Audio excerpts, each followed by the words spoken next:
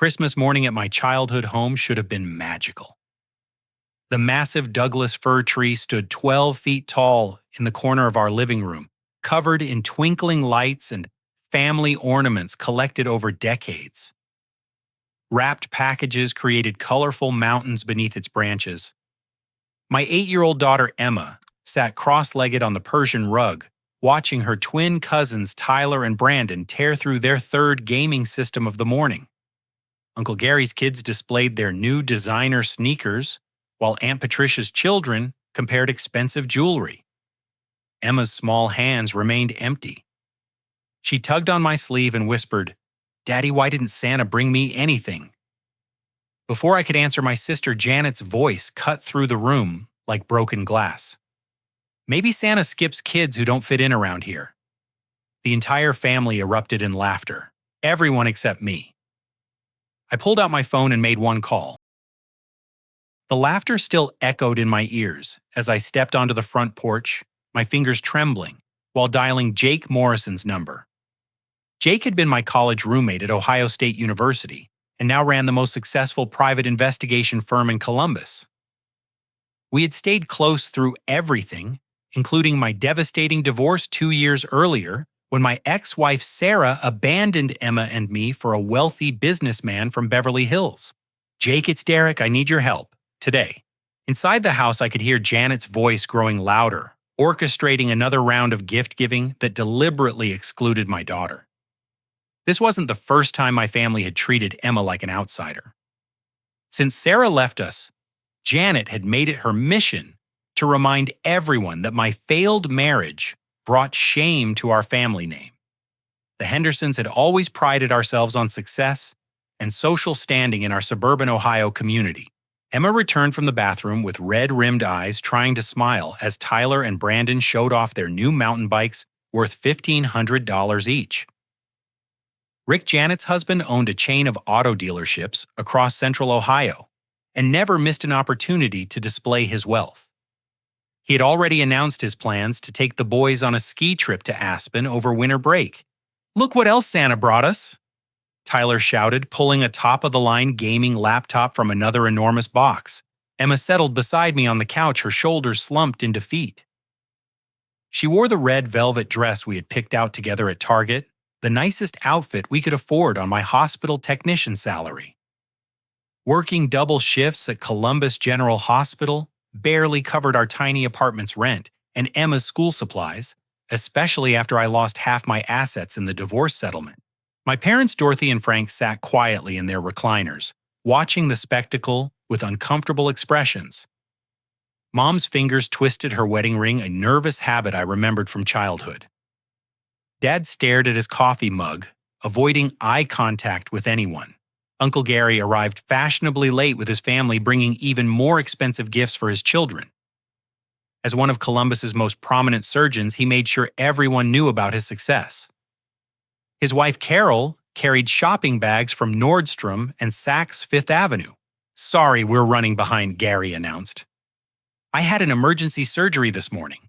Another successful procedure that will change someone's life forever." Aunt Patricia made her grand entrance with her real estate mogul husband, their arms loaded with designer shopping bags. She owned half the commercial properties in the Polaris district and frequently appeared in local business magazines. "We stopped by the country club to drop off gifts for the staff," Patricia declared. "It's important to give back to those less fortunate during the holidays." The irony wasn't lost on me. Here they were talking about charity while my daughter sat empty-handed in their presence. Janet cleared her throat dramatically. "Before we continue, I think it's important to address the elephant in the room." Her eyes focused on Emma and me with laser precision. "Some people need to understand their place in this family.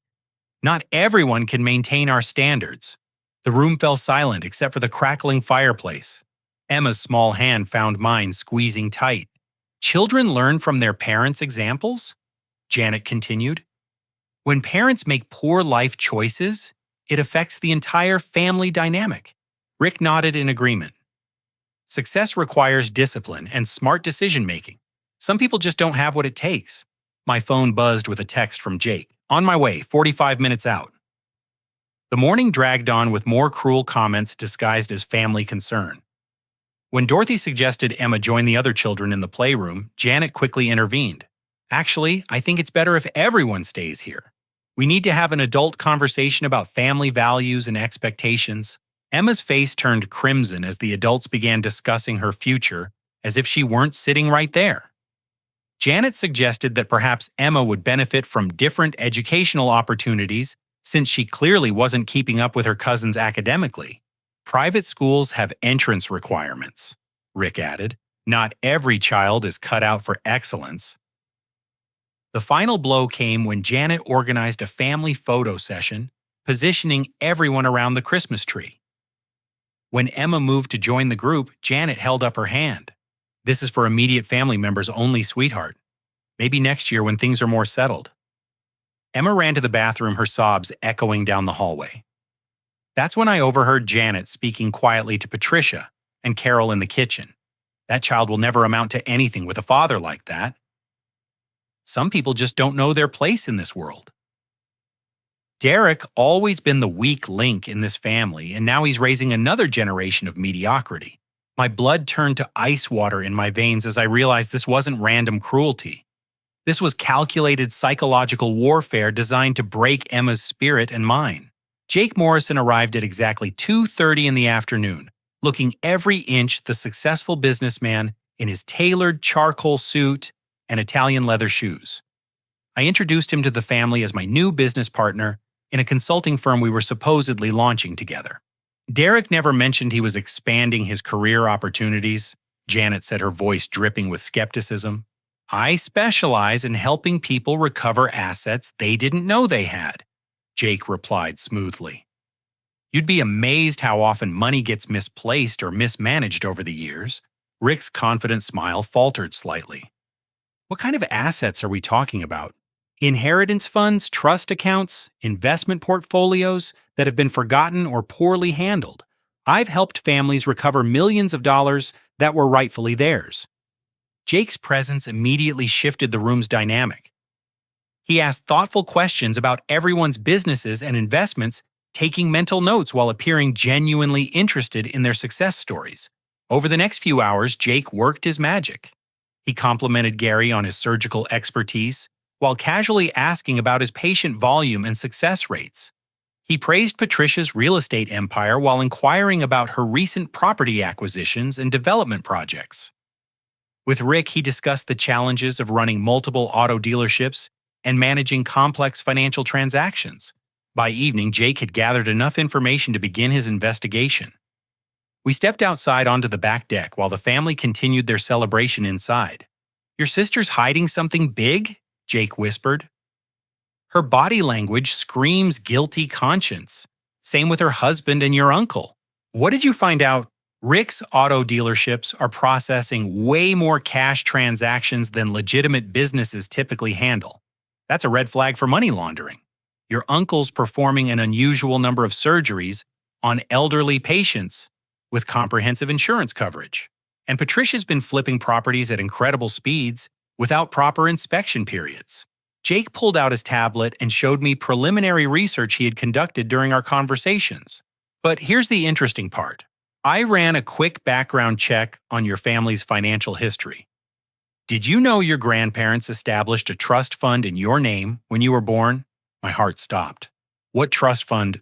According to public records, your paternal grandparents, William and Margaret Henderson, created a substantial educational and family support trust worth approximately $150,000 in 1993. The account was supposed to mature when you turned 25 and be managed by the family executor until then. Janet's been the family executor since Grandpa died. Exactly. And according to bank records I can access through my licensing, that account has been systematically drained over the past 5 years. Someone's been making unauthorized withdrawals totaling over $200,000 when you factor in accumulated interest. The pieces started falling into place. Janet's expensive lifestyle, Rick's sudden business expansion, the family's increasing hostility toward me after my divorce when I might have needed financial support. They've been stealing my inheritance. It looks that way. But there's more. I did some digging into your divorce records.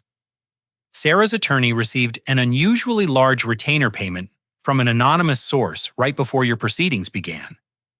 Someone wanted to make sure she had the best legal representation possible. You think my family paid for her lawyer? I think your family wanted you broken financially and emotionally so you wouldn't start asking questions about your inheritance. A messy divorce was the perfect cover. Inside the house, Emma's laughter mixed with her cousins' voices as they played video games together. For a brief moment, she sounded happy and carefree. I wanted to preserve that innocence while I figured out how deep this betrayal ran. Jake continued his investigation over the next 2 days, using his professional connections to access financial records and conduct surveillance on my family members. What he discovered made my blood boil.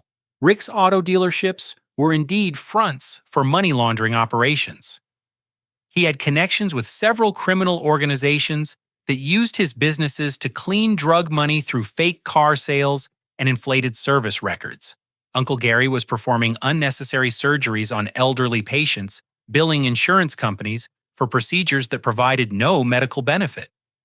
He had performed over 60 questionable operations in the past year alone, generating nearly $500,000 in fraudulent claims. Aunt Patricia's real estate success was built on a foundation of bribery and corruption. She had been paying city inspectors to overlook building code violations and falsify safety reports, allowing her to flip dangerous properties to unsuspecting buyers. But the worst discovery came on December 30th when Jake uncovered Janet's master plan. She's been documenting everything, Jake said, showing me photographs of files he had obtained through a contact at the courthouse. Every argument you've had with family members, every time Emma misbehaved, every financial struggle you've faced since your divorce. She's building a case to have you declared an unfit parent. The custody papers were already prepared and scheduled to be filed on January 3rd.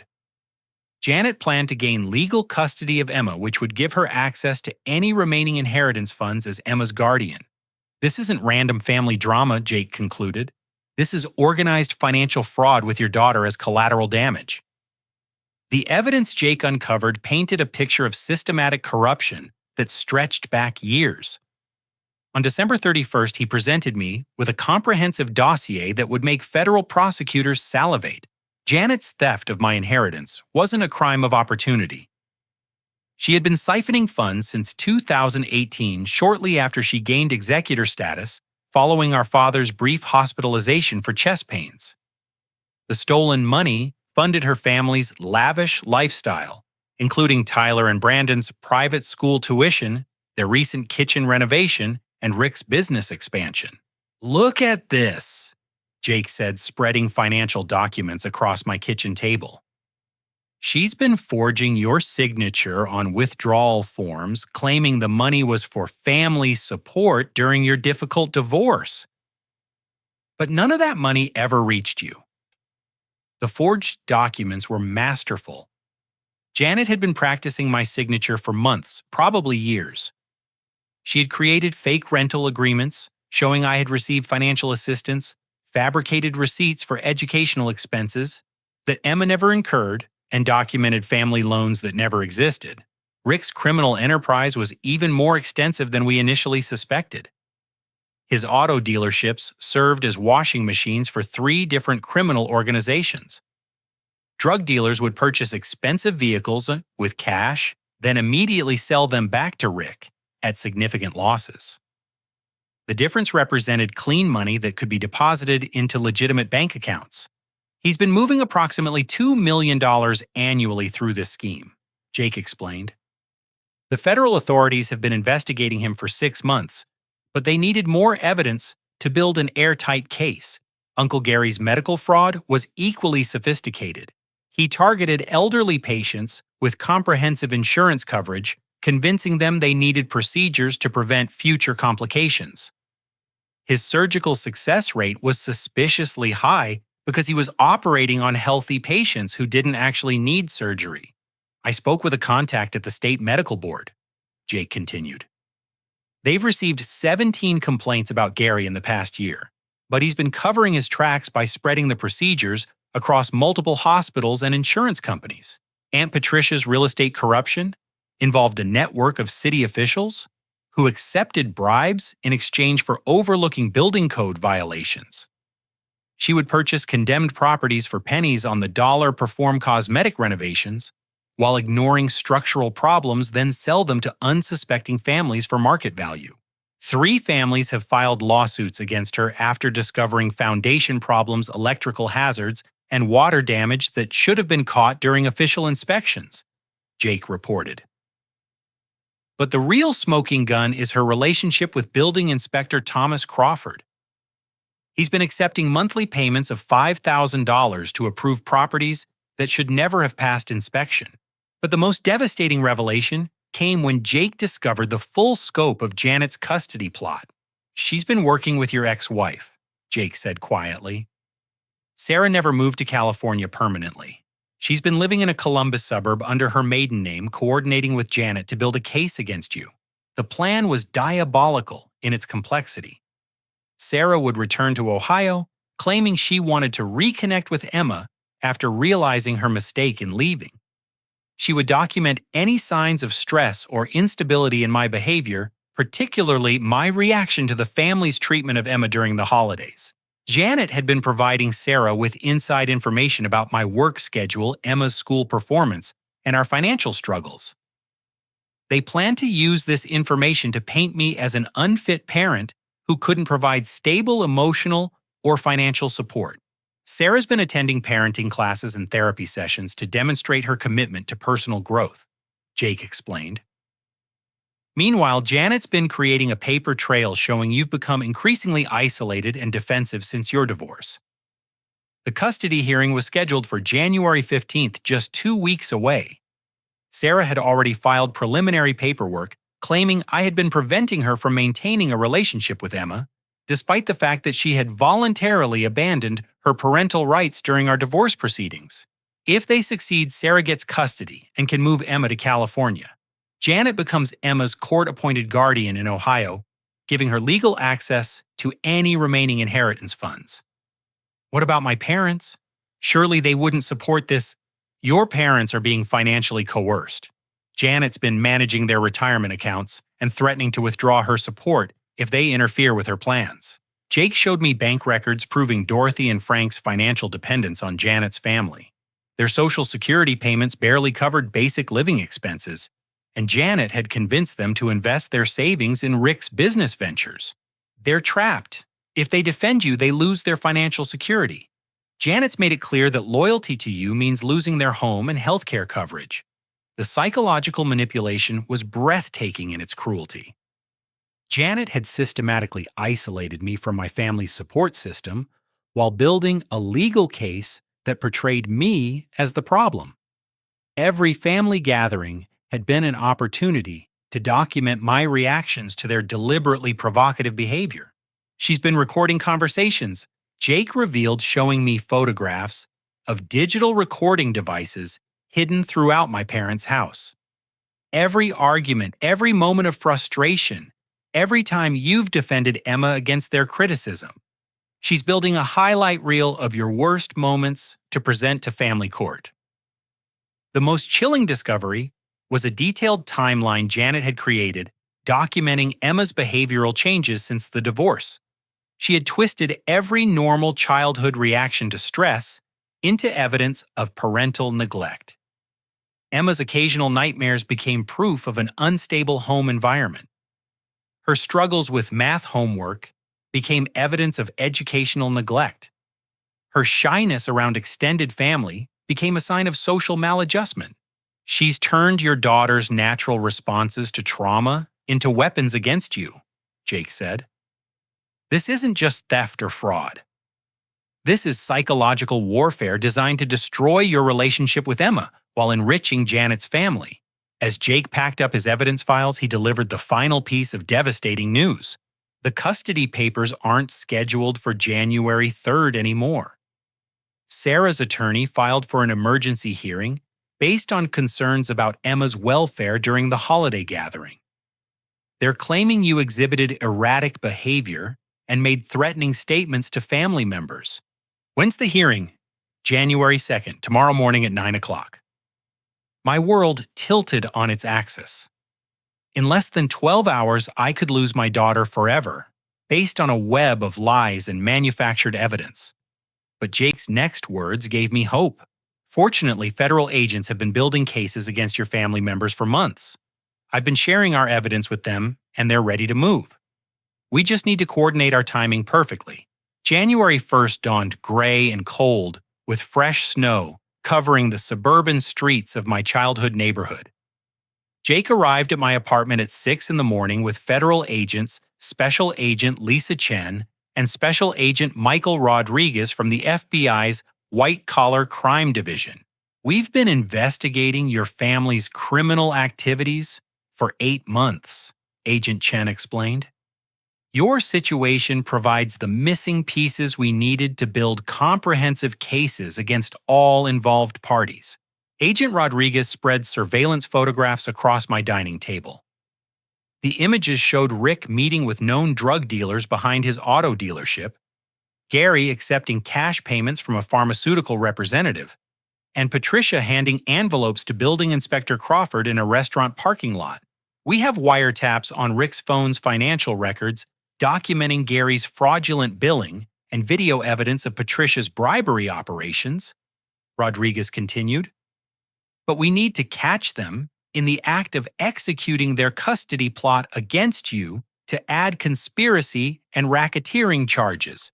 Jake had worked with federal authorities before, and his investigation had provided crucial evidence that elevated my family's crimes from individual fraud cases to organized racketeering under the RICO Act. Your sister's theft of inheritance funds isn't just embezzlement, Chen explained.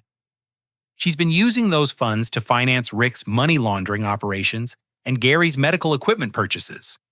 That makes her part of an ongoing criminal enterprise. The plan was elegant in its simplicity. I would attend the emergency custody hearing as scheduled, but federal agents would be monitoring all communications between Janet Sarah and their attorneys. The moment they presented fabricated evidence or perjured themselves in court, agents would execute simultaneous arrests. We need them to commit crimes in front of witnesses, Rodriguez emphasized. Perjury in family court, presenting forged documents to a judge, and conspiracy to deprive you of your constitutional rights as a parent. But first we had to survive the New Year's Eve family gathering without arousing suspicion. Janet had insisted on hosting a party to ring in a fresh start for our family. The irony was suffocating. I arrived at my parents' house that evening with Emma, who was excited about staying up until midnight for the first time. She wore the sparkly dress her grandmother Dorothy had secretly bought for her, a small act of rebellion that gave me hope. The house was packed with extended family members and their children. Janet had hired caterers and a DJ, transforming the living room into a festive party space. Rick held court near the bar, regaling guests with stories about his business success and charitable contributions to local organizations. Uncle Gary dominated conversations near the buffet table, sharing medical anecdotes and accepting praise for his recent surgical achievements. Aunt Patricia networked aggressively with other guests, distributing business cards and discussing investment opportunities. Jake mingled seamlessly with the crowd, posing as my business partner, while federal agents positioned themselves around the neighborhood in unmarked vehicles. His hidden recording equipment captured every conversation, building evidence for the morning's arrests. As the evening progressed, Janet's behavior became increasingly erratic. She drank heavily and made pointed comments about family loyalty and consequences for those who disrupted family harmony. Some people think they can bite the hand that feeds them, she announced during a toast to the new year. But actions have consequences. Tomorrow, certain family members will learn about accountability. Sarah arrived at 11 o'clock, making a dramatic entrance that drew everyone's attention. She had styled her blonde hair in an elegant updo and wore an expensive cocktail dress that probably cost more than my monthly salary. "I've missed you so much, sweetheart," Sarah said to Emma, kneeling down and attempting a warm hug that Emma reluctantly accepted. "Where have you been, Mommy Eesh?" Emma asked innocently. "I've been getting better, baby, learning how to be the mother you deserve. Tomorrow, everything changes for the better." Janet and Sarah exchanged meaningful glances across the room. They had rehearsed this reunion, calculating Emma's reactions and my responses to build their court case. As midnight approached, Janet gathered everyone around the television to watch the ball drop in Times Square. During the countdown, she pulled me aside for a private conversation. "I hope you've enjoyed your time as Emma's primary parent," she whispered. "Because tomorrow Sarah gets her daughter back, and you get exactly what you deserve." What I deserve? A reality check. You're not Henderson family material, Derek. You never were. Emma needs stability and proper guidance, not a father who can barely pay rent. At the stroke of midnight, champagne glasses clinked throughout the house, while fireworks exploded outside. Emma hugged me tightly, whispering, "Happy New Year, Daddy," in my ear. But my celebration was interrupted by a text message from Jake. Phase 2 activated. Federal agents in position. Tomorrow morning will change everything. As guests began leaving the party, Sarah approached me with false sincerity dripping from her voice. "I think it's time Emma and I had some alone time together," she said. "You know, to rebuild our mother-daughter bond before the court hearing?" The court hearing, "Oh, you didn't know Janet and I have been working with attorneys to establish a more stable custody arrangement. Emma deserves better than this constant uncertainty about her future."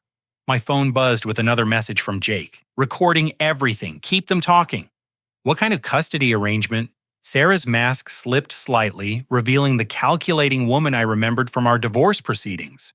"Full custody, obviously. You've had your chance to prove you can provide for Emma, but the evidence speaks for itself. Financial instability, social isolation, emotional volatility during family gatherings. The court will see that Emma needs a fresh start. And where exactly would this fresh start happen? California, where I can provide Emma with educational opportunities and social advantages she'll never have here." Janet's agreed to serve as local guardian to handle legal matters and maintain family connections. The pieces of their conspiracy crystallized in that moment. Sarah would gain physical custody and move Emma across the country, while Janet maintained legal authority and access to inheritance funds through guardianship provisions. "You've thought this through carefully," I said, fighting to keep my voice steady. "We've been planning this for over a year," Sarah admitted. "Every family gathering, every school event you attended alone, every financial struggle you faced. We've documented everything to build an ironclad case." Janet joined our conversation with a triumphant smile. "The best part is that Emma will thank us eventually," she said. "Children adapt quickly when they're removed from toxic environments. She'll forget about this phase of her life and embrace the opportunities we're providing." "What about my parents? Do they support this plan?" Janet's expression hardened. "Dorothy and Frank understand the importance of family stability. They've agreed to support whatever decision is best for Emma's future. But I noticed my mother watching from across the room, tears streaming down her face. She had been forced to choose between financial security and her granddaughter's welfare, and the choice was tearing her apart. As the last guests departed, Jake sent a final message. "Federal agents ready to move. Court proceedings begin in 8 hours. Justice is coming." Emma fell asleep in the car during our drive home, exhausted from the late-night festivities. I carried her to bed and kissed her forehead, knowing it might be our last night together if Janet and Sarah's plan succeeded. But thanks to Jake's investigation and federal law enforcement, I knew something my family didn't. Their web of lies was about to collapse spectacularly, and justice would finally be served. The emergency custody hearing was scheduled for 9 o'clock on the morning of January 2nd at the Franklin County Family Court Building in downtown Columbus. I arrived with Jake and my court-appointed attorney, Maria Santos, whom Jake had recommended based on her expertise in parental rights cases. Sarah and her legal team occupied the opposite side of the courtroom, radiating confidence as they organized their evidence files and witness statements. Janet sat in the front row behind Sarah's table, whispering last-minute instructions and reviewing documents. Federal agents Chen and Rodriguez watched from the back of the courtroom, posing as court reporters while monitoring communications between the conspirators. Additional agents had positioned themselves throughout the courthouse, ready to execute arrests the moment perjury or evidence tampering occurred. Judge Patricia Williamson called the proceedings to order at precisely 9:15. She was known throughout Franklin County for her no-nonsense approach to family law and her intolerance for manipulation or fraud in custody cases. This emergency hearing has been requested based on concerns about child welfare and parental fitness, Judge Williamson announced. I will hear evidence from both parties and make determinations based solely on the best interests of the minor child. Sarah's attorney, David Mitchell, began with an opening statement that painted me as an unstable parent who had become increasingly isolated and defensive following my divorce. Your Honor, my client has spent the past year attempting to rebuild her relationship with her daughter, but has been systematically prevented from doing so by a father who prioritizes his own emotional needs over his child's welfare. Mitchell presented a timeline of alleged incidents where I had displayed inappropriate anger, social withdrawal, and financial irresponsibility. The evidence included photographs of our modest apartment, documentation of my work schedule, conflicts with school events, and witness statements from family members describing my behavior during holiday gatherings. The petitioner seeks immediate temporary custody to protect the minor child from further emotional damage and provide stable educational and social opportunities in California. My attorney, Maria Santos, responded with facts about Sarah's voluntary abandonment of parental rights during our original divorce proceedings and her complete absence from Emma's life for over 18 months. Your Honor, the respondent voluntarily relinquished custody and moved across the country to pursue personal relationships and career opportunities. She made no attempt to maintain contact with her daughter until recently, when she learned about potential inheritance funds. But Mitchell countered with fabricated evidence of my alleged interference with Sarah's attempted communications. The respondent tried repeatedly to contact her daughter, but the father blocked phone calls, returned letters unopened, and refused to facilitate visitation opportunities. Jake leaned forward as Mitchell presented forged correspondence, supposedly documenting Sarah's attempts to maintain contact. Federal agents began recording video evidence of perjury being committed in real time. Janet took the witness stand as Sarah's first character witness, raising her right hand to swear truthful testimony before launching into a prepared statement filled with lies. I've watched my brother struggle as a single parent for 2 years, she testified.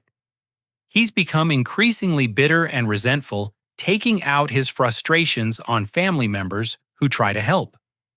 During our recent Christmas gathering, he made threats and displayed concerning behavior in front of children. What specific threats did he make? Mitchell asked. He said he would make our family pay for excluding his daughter from gift exchanges. He accused us of conspiring against him and became verbally aggressive when we suggested he needed professional help. Every word was a calculated lie, but Janet delivered her testimony with practiced sincerity. She described fictional incidents of my erratic behavior, invented conversations that never occurred, and painted herself as a concerned sister trying to protect her niece from an unstable father. Uncle Gary testified next, using his medical credentials to suggest I was suffering from depression and anxiety that impaired my parenting abilities. As a physician, I've observed symptoms of untreated mental illness that concern me deeply. He lied under oath. Paranoid thinking, social isolation, and inappropriate emotional reactions to normal family interactions. The fabricated medical opinion carried weight with Judge Williamson, who took notes, while Gary described my alleged psychological deterioration. Rick testified about my financial instability and inability to provide adequate housing or educational opportunities for Emma. The child lives in a cramped apartment in a questionable neighborhood, he stated. Her father works multiple jobs but still struggles to afford basic necessities. She deserves better opportunities than he can provide. Aunt Patricia concluded the character assassination by describing Emma's apparent unhappiness and social maladjustment during family gatherings. The child seems withdrawn and anxious around extended family, she testified. She doesn't interact normally with her cousins and appears to have been coached to avoid discussing her home life. Each testimony built upon previous lies, creating a compelling narrative that portrayed me as an unfit parent who was damaging Emma's emotional and social development. But federal agents were documenting every perjured statement, every forged document, and every coordinated lie being presented to the court. When my attorney called me to testify in my own defense, I told the truth about Emma's happiness, our close relationship, and the family's systematic exclusion and emotional abuse during holiday gatherings. My daughter is thriving academically and socially, I testified. She has close friendships at school, participates in extracurricular activities, and maintains excellent grades. The only time she experiences distress is during interactions with family members who have made it clear she's not welcome. Mitchell's cross-examination focused on my financial limitations and work schedule conflicts. Isn't it true that you've been unable to afford basic necessities like adequate housing and educational supplements? We live modestly but comfortably, I replied. Emma has everything she needs, including love, stability, and consistent parenting. What about the inheritance funds that should have been available for Emma's education and welfare? Why haven't you accessed those resources? The question was a trap designed to make me appear either ignorant of available funds or incompetent in financial management. But I was ready with the truth. I recently learned that inheritance funds left by my grandparents have been systematically stolen by family members over the past 5 years. Federal authorities are investigating these thefts as part of ongoing criminal cases. Janet's face went pale as I continued describing the evidence of financial fraud, medical billing scams, and money laundering operations involving my family members. Mitchell objected repeatedly, claiming my testimony was irrelevant to custody determinations, but Judge Williamson allowed me to continue. These same family members who claim to care about Emma's welfare have been stealing funds designated for her education while simultaneously plotting to gain custody and move her across the country. As my testimony concluded, federal agents received confirmation that all perjury and conspiracy charges could be substantiated based on recorded evidence from the hearing. Judge Williamson announced a 30-minute recess to review evidence before making her preliminary ruling. During the break, Janet, Sarah, and their legal teams huddled together, unaware that their communications were being monitored by federal agents. "Phase 3 is go," Jake whispered to me as we waited in the hallway. "Federal agents are moving into position for arrests." When court reconvened, Judge Williamson's expression had changed dramatically. She had been contacted by federal authorities and informed about the ongoing criminal investigations involving multiple parties in the custody case. Before announcing my decision, I must address serious concerns that have been brought to my attention regarding the credibility of evidence and testimony presented in this proceeding. Sarah and Janet exchanged worried glances as federal agents entered the courtroom and positioned themselves near the witness table. This court has been informed that several witnesses may have committed perjury and that evidence may have been fabricated or tampered with as part of an ongoing federal investigation into financial crimes. Judge Williamson's voice carried the authority of someone who had dealt with fraud before and had zero tolerance for deception. Given these circumstances, I am dismissing this emergency petition and referring all parties to federal authorities for investigation of potential criminal violations committed during these proceedings. The gavel came down with finality as federal agents approached Janet, Sarah, and their attorney with arrest warrants. Federal agents moved with practiced precision as Judge Williamson's gavel echoed through the courtroom. Special Agent Chen approached Sarah's table, while Agent Rodriguez headed toward the witness section, where Janet sat frozen in disbelief. "Sarah Mitchell, you're under arrest for perjury, conspiracy to commit kidnapping, and filing false police reports." Agent Chen announced, producing handcuffs as Sarah's face went ashen. Simultaneously, Agent Rodriguez placed Janet in custody. "Janet Henderson, you're under arrest for theft of inheritance funds, forgery, conspiracy to commit fraud, and perjury in federal court." The courtroom erupted in chaos as additional federal agents entered to secure the scene. Sarah's attorney, David Mitchell, found himself under investigation for knowingly presenting fabricated evidence while court officers cleared spectators from the room. But the arrests in the courthouse were only the beginning. Jake received updates on his phone as coordinated raids took place across Columbus and the surrounding suburbs. At exactly 11:30 that morning, FBI agents surrounded Rick's flagship auto dealership on Sawmill Parkway. They had warrants to search financial records, computer systems, and vehicle inventory as evidence of the money laundering operation. Federal agents' search warrant echoed through the service bays as employees were ordered to step away from their workstations while agents secured potential evidence. Rick was arrested while attempting to shred financial documents in his office. Agents recovered hard drives containing records of illegal transactions, cash deposits from criminal organizations, and communications with drug dealers who used the dealership to clean money.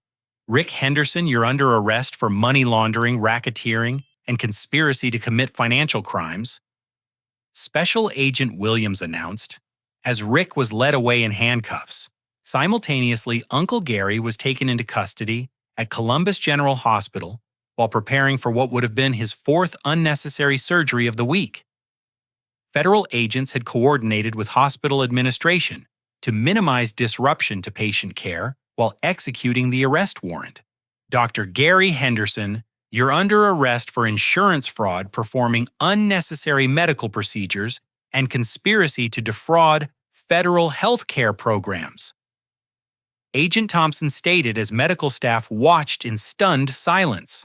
Agents seized Gary's office computer's patient files and billing records as evidence of the systematic fraud that had victimized dozens of elderly patients over the past 2 years. Aunt Patricia was arrested at her real estate office on Polaris Parkway while meeting with Building Inspector Thomas Crawford to coordinate the approval of another structurally unsound property. Federal agents had been monitoring their communications for weeks, waiting for the perfect opportunity to catch them in the act. Patricia Williams and Thomas Crawford, you're both under arrest for bribery conspiracy to violate building safety codes and endangering public welfare. Agent Martinez announced as both conspirators were handcuffed. Agents recovered envelopes containing cash payments, falsified inspection reports, and documentation of dozens of properties that had been illegally approved for sale despite serious safety violations. The coordinated arrests sent shockwaves through Columbus's business and medical communities. Local news stations began broadcasting breaking news reports about the federal investigation that had netted multiple prominent citizens in a single morning.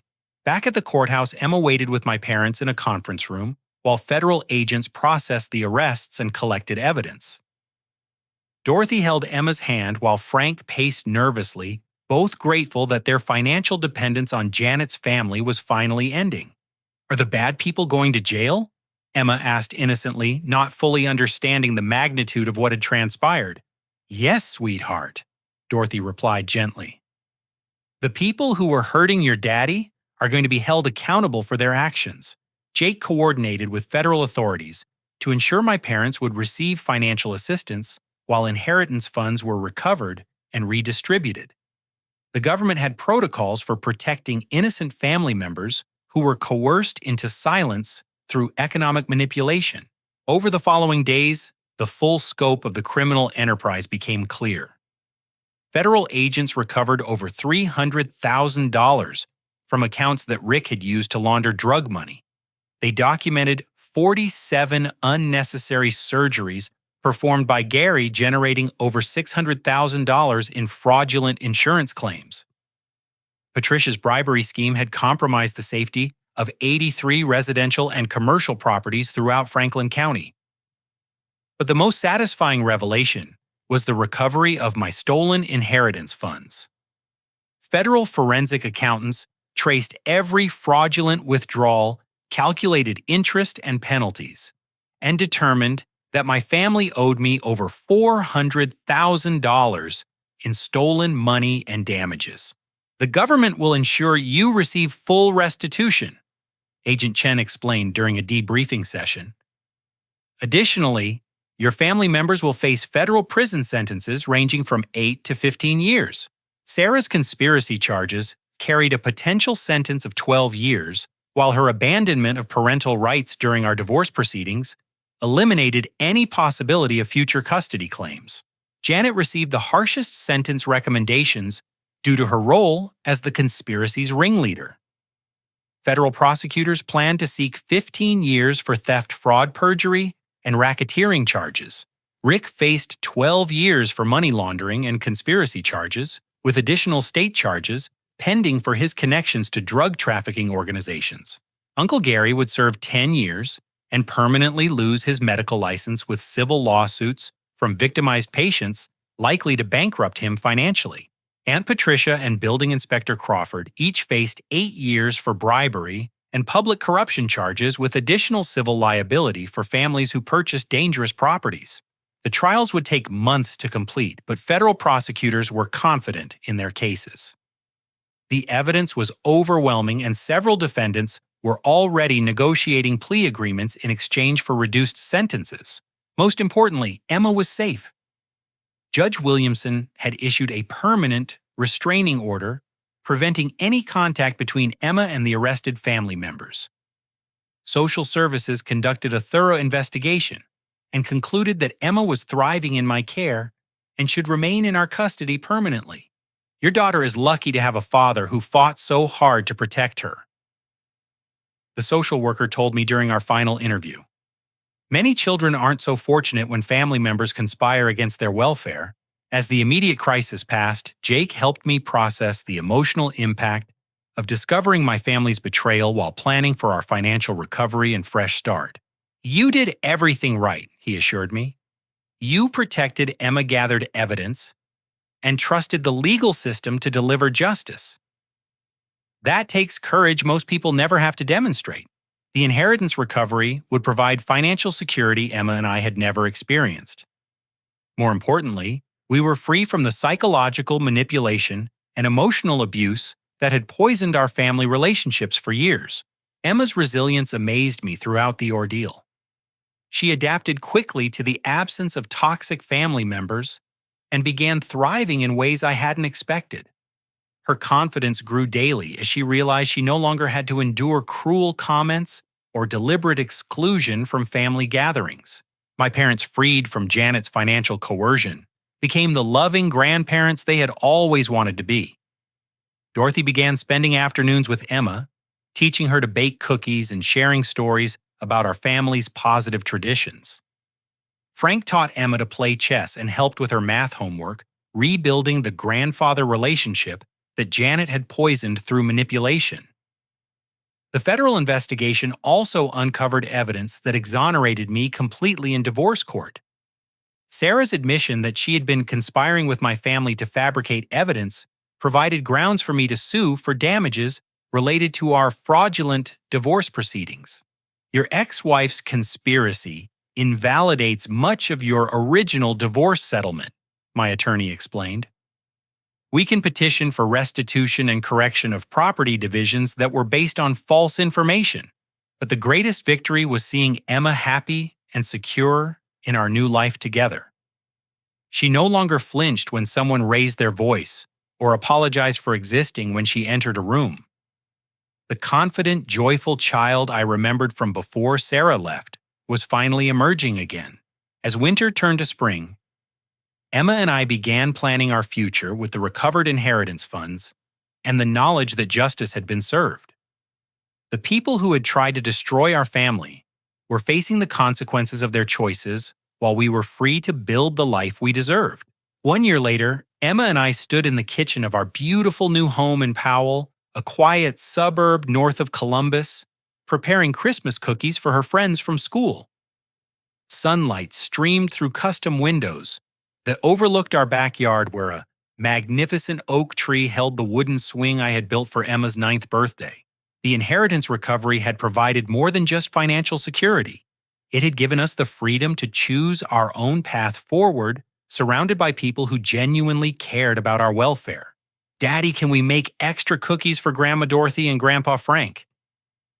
Emma asked, measuring flour with the precision of someone who had become an accomplished baker over the past year. Of course, sweetheart. They're coming for dinner tomorrow, and you know how much Grandpa loves your chocolate chip cookies. My parents had moved into a senior living community just 10 minutes from our new home, using funds from the government victim compensation program that provided restitution for families affected by financial crimes. Their apartment was comfortable and secure, And most importantly, they were free from the fear and manipulation that had controlled their lives for years. Emma's transformation over the past 12 months had been remarkable. She excelled in her new school, where teachers praised her creativity and intellectual curiosity. She had joined the chess club, participated in the science fair, and developed close friendships with children who appreciated her unique personality.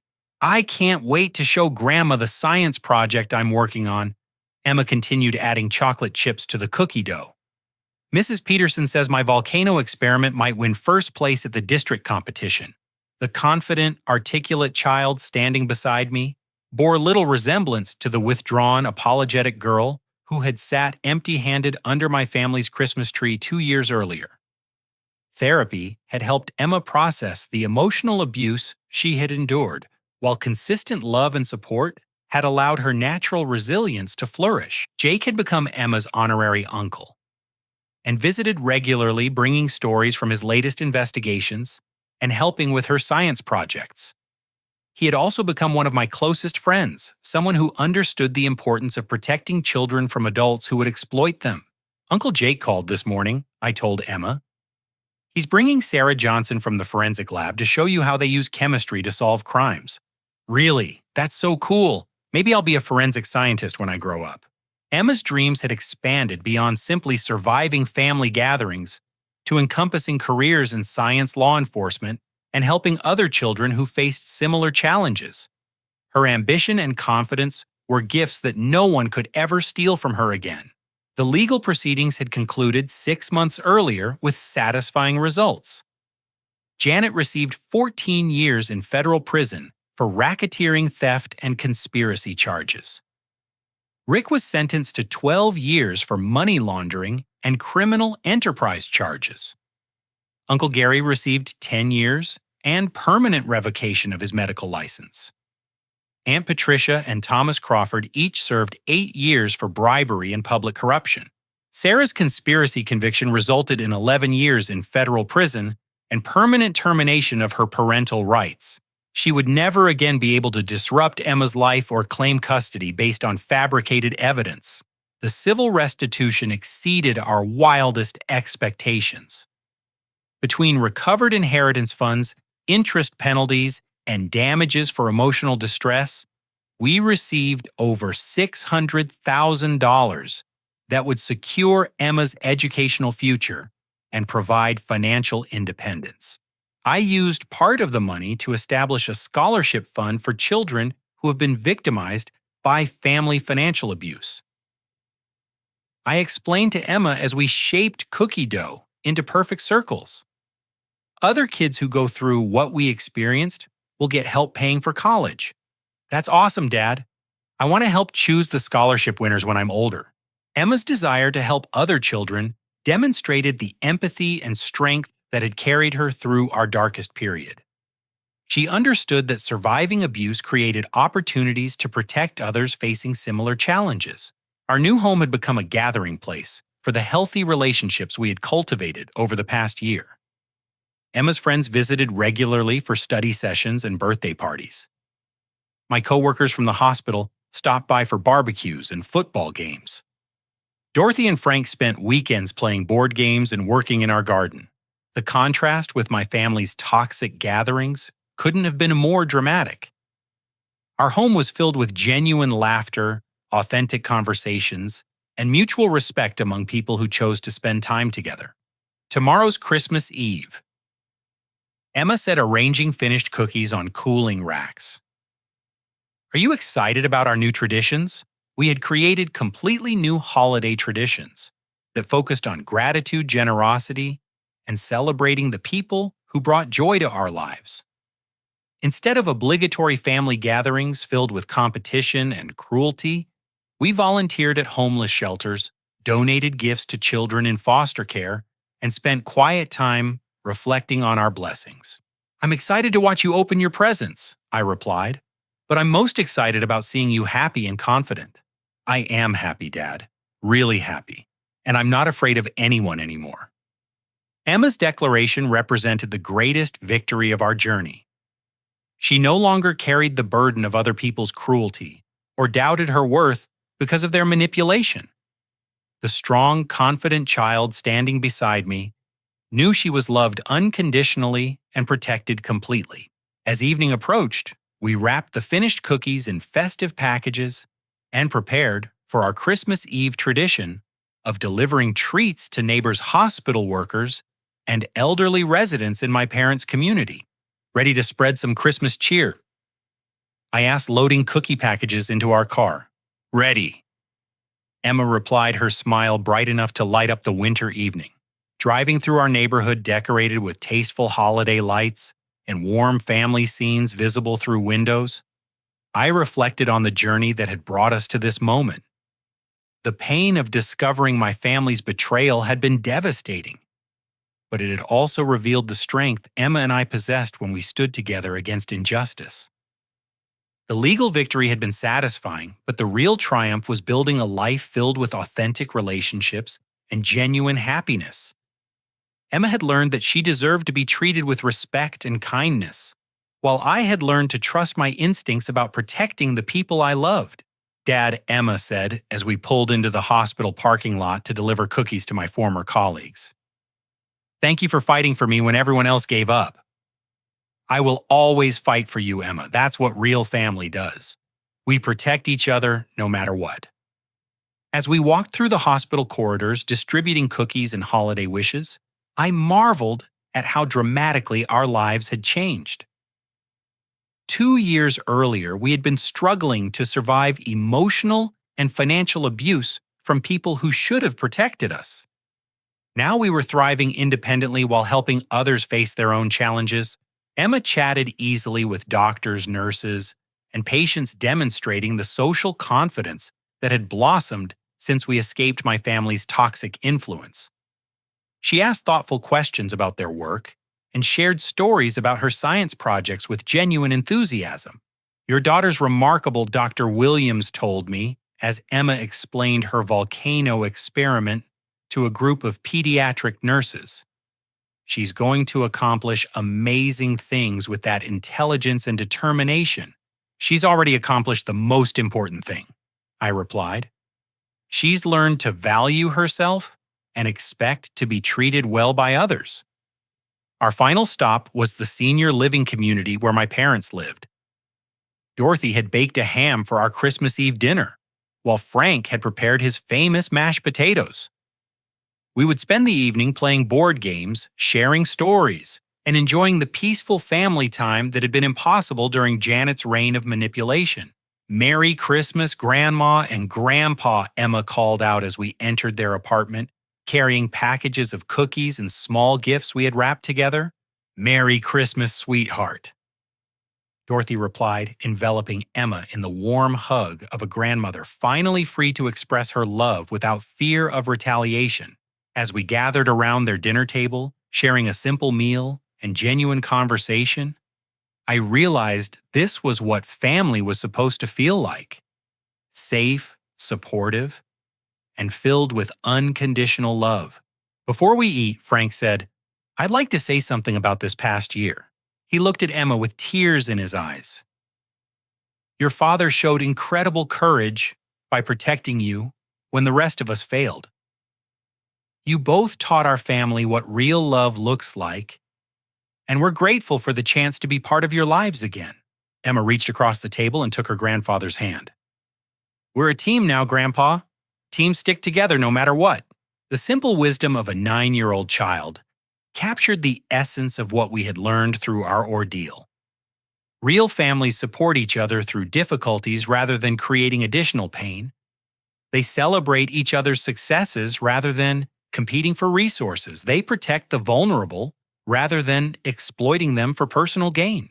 As we finished dinner and began opening small gifts, I felt a peace that had eluded me for years. Emma was safe, happy, and thriving. The people who had tried to destroy us were facing the consequences of their choices. Most importantly, we had built a new life based on authentic relationships and shared values. Dad, Emma said, holding up a small wrapped package. This is for you, but you have to promise not to cry when you open it. Inside the package was a handmade card with a drawing of our house surrounded by hearts and flowers. The message written in Emma's careful script read, "Thank you for being the best daddy in the world. You saved me when I couldn't save myself. I love you forever and always." I managed to keep my promise about not crying, though my eyes definitely got a little watery as I hugged my daughter tight. I love you too, Emma, more than you'll ever know. As the evening wound down and we prepared to head home, I reflected on the life lesson our journey had taught us both.